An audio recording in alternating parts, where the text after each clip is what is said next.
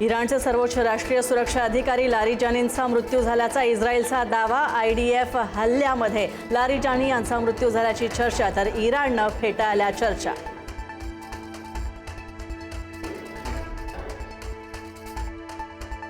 इराणचा दुबई विमानतळावर हल्ल्याचा व्हिडिओ व्हायरल। हल्ल्यामुळे विमानतळावरील इंधन टाकीला आग।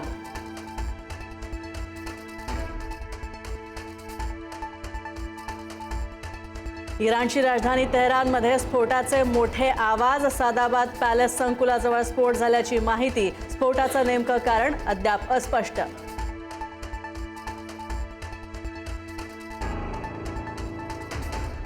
एलपीजी गॅस घेऊन नंदादेवी जहाज भारतात झालं दाखल। हॉर्मुझच्या सामुद्रधुनीतून गुजरातच्या वाडीनार बंदरात जहाज सुखरूप दाखल, तर क्रूड ऑइल घेऊन जगलाडकी जहाज सुद्धा पोहोचणार।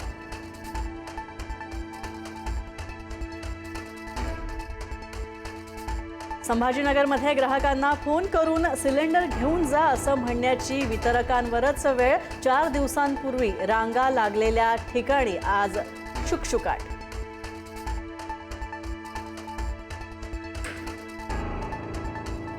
राज्यात गॅस सिलेंडरचा काळा बाजार। नाशिकमध्ये गॅस सिलेंडरनं भरलेला ट्रक आढळला, तर संभाजीनगरमध्ये हॉटेलमधून 38 गॅस सिलेंडर करण्यात आली जप्त। धुळ्यात सुद्धा 7 घरगुती सिलेंडर्स झाली जप्त।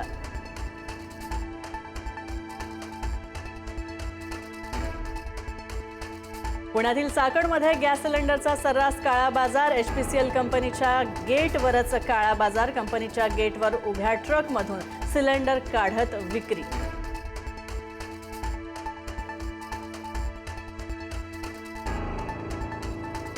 जालन्यामध्ये गॅस एजन्सीच्या गोदामातून 110 सिलेंडरची चोरी। मंठा मार्गावर उटवद या शिवारातली घटना। गोदामातून चोरट्यांनी 110 भरलेले गॅस सिलेंडर केले लंपास।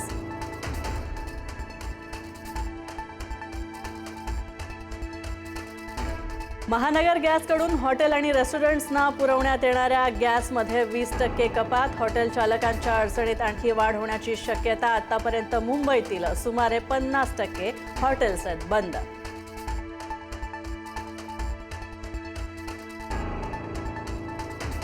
फक्त OTPद्वारेच पुण्यात होणार घरगुती गॅस सिलेंडरचं वितरण। पुण्याच्या जिल्हाधिकाऱ्यांचे निर्देश। बुकिंगनंतर 96 तासांच्या आत गॅस सिलेंडर घरपोच देणं हे बंधनकारक। जिल्हाधिकाऱ्यांची सूचना।